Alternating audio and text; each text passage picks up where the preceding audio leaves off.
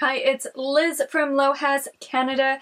It is July the 29th, 2020, and this is a podcast about crafting with sewing, with knitting, and all stuff that surrounds crafting, more focused toward on eco-friendly products. So it's been really hot here. I'm on the west coast of Canada, so I'm in Parksville, BC on Vancouver Island. So I've been doing a lot more things outside. Today I went to yoga at the beach. It was very, very nice. So I haven't really focused too much on the sewing aspect or the knitting aspect, but I will show you what I have completed and some working progress. So I am done. I have one end to weave, and this does look really small, but it does grow because it is cotton and nylon. This is the same one that I made last time of my little secret crop top. I made it a bit longer, but I made it in a size small. So this was for my sister for her birthday. Her birthday is in August, so I have completed that for her. I didn't want to do the same color again. I probably have enough yarn to make another crop top, which I could probably give to another sister, but this is my second one with the same yarn, so I decided to switch over to a different yarn. So this yarn is 100% cotton, and I decided the black, because it is a much thinner cotton than the other one that I did, it is just a lot more see-through. So with this orange one, or this mustard colored one, it is quite thick. If it's really, really hot out, it does heat up pretty quickly. So it's got less of a opening of a gap between the weave, where this one actually I can see through it. So I decided to start just with the black, and then I added this beige color. So I've never done color work before, so I thought this would be a really great time to learn it, figure out how to use my hands differently, and figure out the floats and all that. So there's different tensions, obviously, and there's quite big floats that I have on the back, but I think it will make for a really nice crop top, or I think I'll just make it longer again. It doesn't have nylon in it, so it would be interesting to see how far this grows. I did have to change the size. I think I'm making a large or an extra large, just because the wool is so fine, or the cotton I should say. So just holding those and changing, and going to continue with that color work. I just started the color work last night because I decided I don't know if I want an all black top. I do have some other colors, so it'd be great to get one out of the gate so I can judge and gauge it off of if I have the right size. So I don't know if I should go down a needle size on the next one just so that it isn't so see-through, but it's a great experiment. So that is all the knitting I've done. So sewing, I finally just sat down and finished this corset. I just had one panel left, so I have threads that I need to cut. So I just hand sewed this panel down so it enclosed it all, and it'll zip up nicely, and it is going to have this like open back up, so I will have to make a modesty panel if I want to wear this out because I cut too much of it off. And I started on the next one. So the second one I did, I just retraced it again because I cut too much of it off on the first one. So I'm using this hemp cotton mix.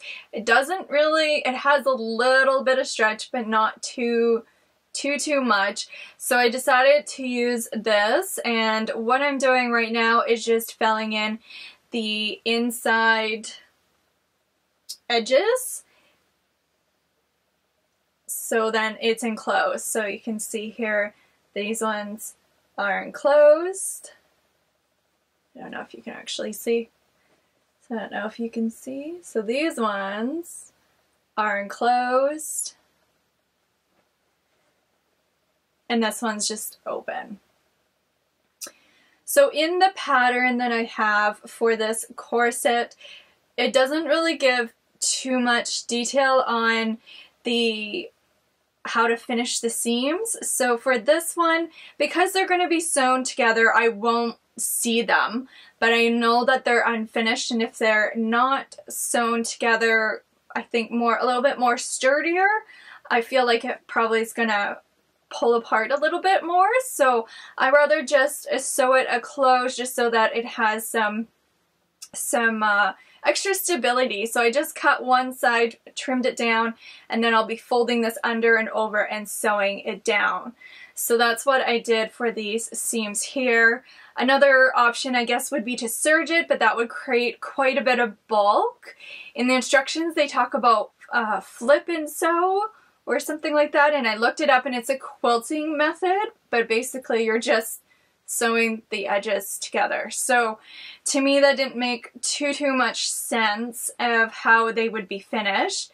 I guess another option, depending on the material, would be like pinking shears and stuff, but I just thought it had much nicer finish. It lays a lot flatter, and so that's what I'm going to be doing. So I cut out 4 pieces of these, 4 pieces, so front and a back, front and a back. So usually use 2 different types, but I just want to see how, if I got my shape right this time, and then also using 2 materials is definitely different. I've only used 1 material on this and then put in additional boning channels, so they're just a strip. With this one, I'll be putting the boning channels in the middle of the 2 pieces, so I won't be using an external strip like I did for this one. So I want to see how that goes, and yeah, and we'll just take it from there and see what comes next out of this corset journey. And you know, it's a long journey, hand sewing and doing all that and trying to figure out priorities and stuff.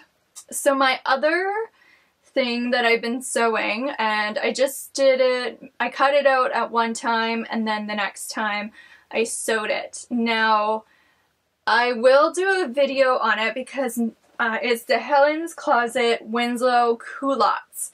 Now, many podcasts ago, I did this, but in a heavy linen. I don't think I showed you because it was too heavy of a linen. It did not drape nicely, so it was really heavy. It kind of was just stiff, and they are quite large, like in the leg part of it. And I also had a problem with the waist as well, so they did not drape well, and I just used the wrong fabric.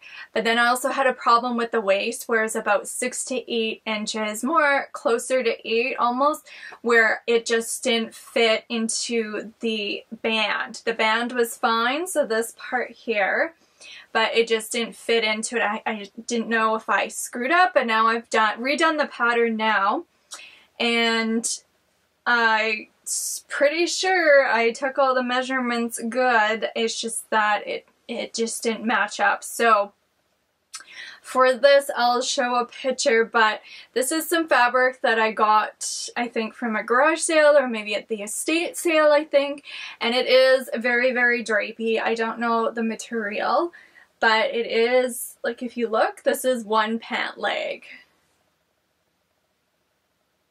So they are quite long, and I didn't put an elastic in the top yet, and it's a little bit, I need to press them. But for these ones, I did have an extra 6 to 8 inches. I would say closer to 8 inches that I had to take off. And because that was the last thing that I was doing is putting this band on, I took it from the back, and it seems to be fine that it's, oh, I have some threads. Seems to be fine that it doesn't show or sit really weird, but that is a lot to take off, I find. So I had to do it that way. I did have to put in a zipper. So my first one of Winslow Culottes I was following a different tutorial, and this tutorial said you don't need to put in a zipper, but it really depends on your waist measurement versus your hip measurements. And I don't know, my hips are much wider than my waist, so they just wouldn't go up without a zipper. So I originally thought I can put the zipper underneath the band, and that's what I originally did, but then I had to unpick it because I couldn't get it up my legs because the waistband was just way too tight, but this is the correct size for my waist. So everybody's measurements are a bit different. I will show you a picture of this because they are quite long, even though they say they're for somebody who's 5'6", and I am 5'6". It just really depends on your leg length, and like, you know, sometimes people have really long torsos and then shorter legs. So for me, this is actually a little bit long at the bottom, which I knew that from the first time I did it. So I almost ran out of fabric at the very bottom, just how it was cut, because it does use quite a bit of fabric. So I just knew it would be fine. I can just like crop them up or whatever. So with this, because they are so big,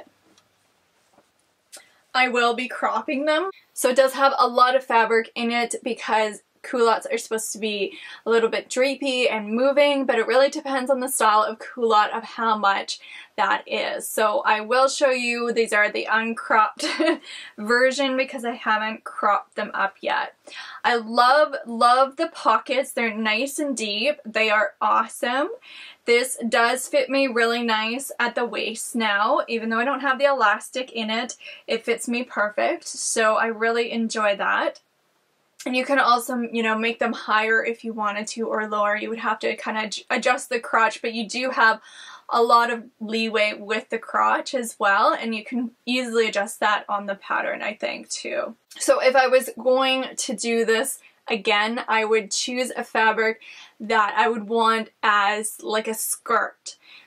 Because in my mind, when I think culottes, I think, oh, just really nice, cool pants type thing, but this is not type of pants.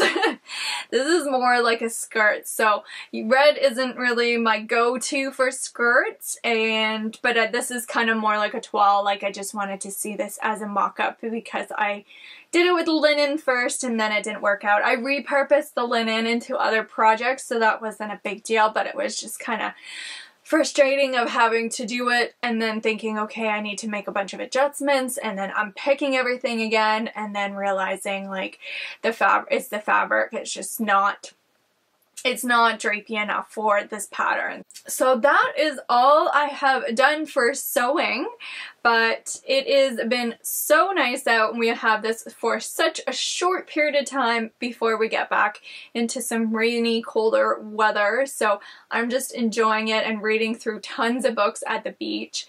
I did go to the thrift store, so I did find 2 patterns. They are bringing out a little bit more stuff, so it isn't so confined as it was before. Before it was just, you know, I would go there one week and the next week and they would have the exact same patterns. They hadn't really updated that shelf before COVID. You could go there every day and it'd be new patterns. So those 2 patterns. So this pattern is Simplicity 1958, and look how cute they are. They are not for right now because they are way too hot, but I would love to make like D slippers for around the house, and then just like, it'd be interesting to even to try to make something like A, where it's the higher one. So this is A here, and then this is D. But to make the higher ones for the winter time and use something else that's a little bit more waterproof almost, you could probably make something like that. So I love slippers, but I don't wear them too much because I find them too hot right now. But I used to wear them all the time, but I would just wear them fast, like so fast. For some reason, I'm hard on slippers. So this comes in small, medium, and large, so it fits 5 to a 10.5, which is perfect because I'm an 8 or an 8.5. So that was the first pattern. And the second pattern is Butterick B5765, and it's an apron. So just a really standard apron. I did buy an apron pattern before, and from the thrift store. So these patterns are 25 cents. So I bought it at the thrift store, and when I opened up the pattern, it was all in German, and it only had sections of the apron. It didn't actually have this whole thing. It was weird. So I wasn't able to use that pattern. So I think what I'm going to do, I don't like how these ties are so thick. So I would make it a lot smaller, I think. I don't like that band, but that's a super easy fix. So I'm just gonna continue with that. I think I'm gonna make it out of the green linen. So I'm not crazy about the pockets because I feel like they're a little small, but I do have that other apron pattern that has bigger patch pockets. So I think that one will be a lot better. And it does, for some reason, come in small, medium, and large. So I got a large apron, which I don't really know what that means.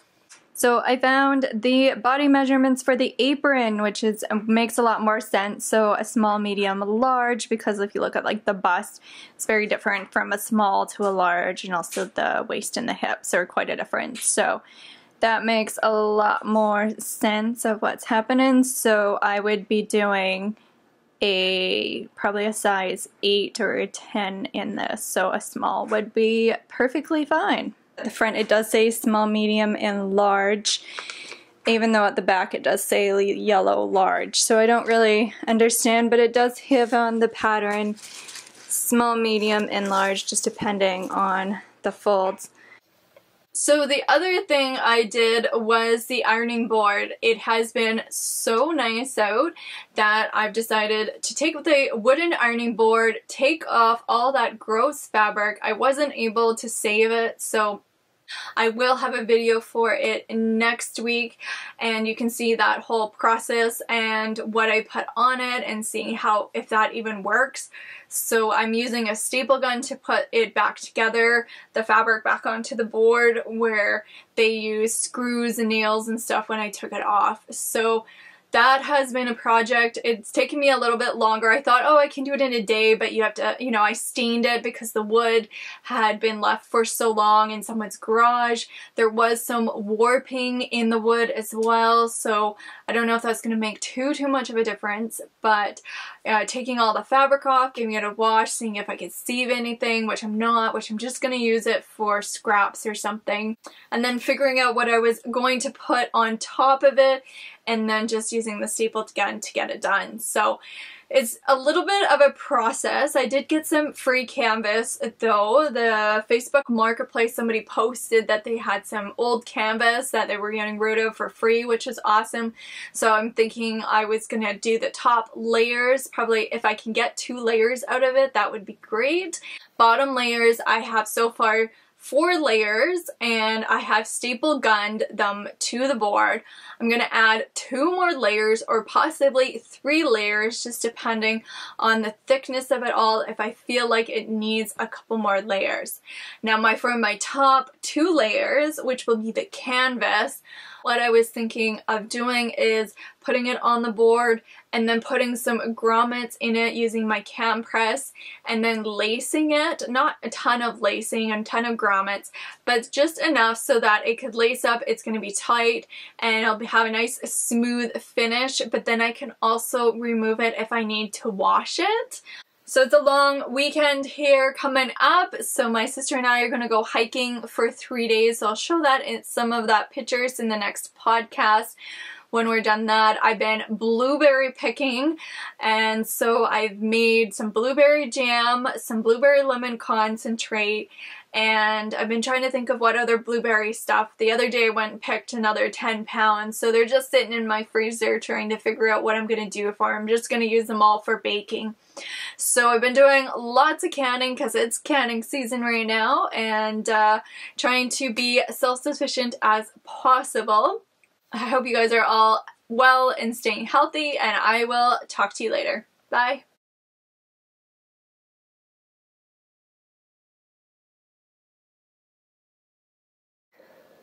I've been washing all that fabric that I got from the estate sale that was sitting in a bag.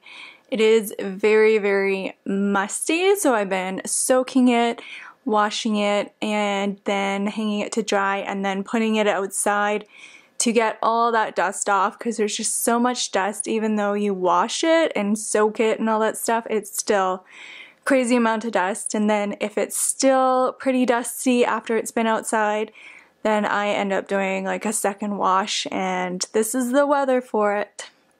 The cats have been making a little fort underneath there, and they're sleeping away.